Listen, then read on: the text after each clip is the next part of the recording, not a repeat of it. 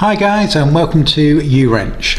I'm going to give you a quick example today. If you've watched any of our service videos in the past, you'll notice that we always replace the oil sump plug washer, and often we'll replace the oil sump plug itself as well. And people often say, oh, why do you have to do that? You don't have to do that. That's taking a little bit over the top. We've got a classic example of why it's always a good idea to do it. Let's take a look. So this car's come into us. We've never done any work on this car before, and we've just dropped the under tray down. We noticed coming through the bottom of the under tray there was a oil leak, and we had a few drops of oil on the garage floor this morning. Open it up and we can see quite blatantly that we have a lot of seepage around the oil pan area here, and in particular around the actual sump plug. And what we'll do is we're going to go around the back in just a second and have a look at this. You can see exactly where this is coming from. So here is the view from the rear. Gravity on this is facing slightly backwards, so the oil will drip to the rear. You can see it coming out from under the rear seal on the sump plug, and you can see that there's a drip just building up just here. Look at that. Now that's going to be caused, this problem is going to be caused through one of two possible scenarios. The first one is that the sump plug has not been torqued to the correct specification, and so it is too loose, which of course is hugely dangerous because in theory it could become looser and looser, and yeah, it is possible over time for that to fall out completely, which would be a complete disaster. And your second option is that your sump plug washer has a failure. And when we say failure, it can kind of fail in one of several different ways.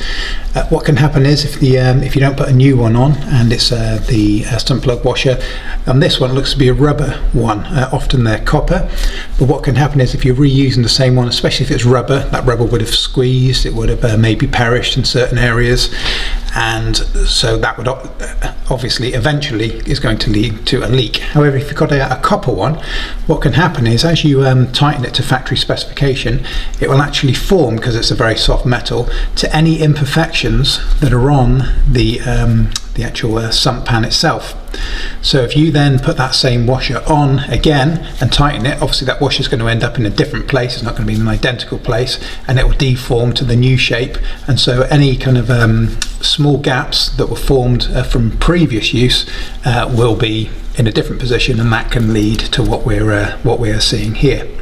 So as we can see, this is a really good example of exactly why you should be ensuring that you replace that sump plug washer every time you do an oil change, because you do not want this to happen, and it's so easily avoided, and a new washer is very, very inexpensive. Sometimes if they're kind of rubber sealed or whatever, you'll want to get rid of that and replace the whole plug, but again, you know, the plugs are only $2-3 for a non-genuine one, and you're better off replacing it every time with a non-genuine one than you are risking a leak such as this.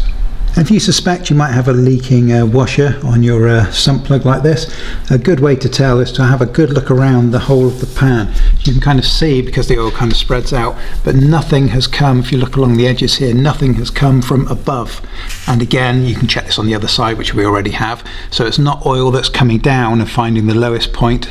It's definitely all coming from that area. It's running from there. If you can see, I don't know whether it'll show up on the video, you can see it running across in this direction right here, and you've got kind of a low point just there. I don't know how well you can see that just on the tip of my finger there. We've got a big old drip of oil just waiting to happen. So it's always worth double checking that if you think that it might be the washer that's leaking, to have a look. Could it be oil that's come down from any side of the engine, and it's just kind of finding this low point, because it will appear visually to be very, very similar, but definitely not. We've checked this all the way around, and there is no place that oil is coming from above this point, and we can see very clearly this is leaking heavily from the back, so we know for a fact that that is our culprit. So there we go, guys. Hopefully it's been helpful or interesting for some of you guys. If so, can you please be sure to hit that like button here on YouTube before you leave us. If you could hit that subscribe button, it would be very, very much appreciated. Thanks for watching, guys, and we'll see you again.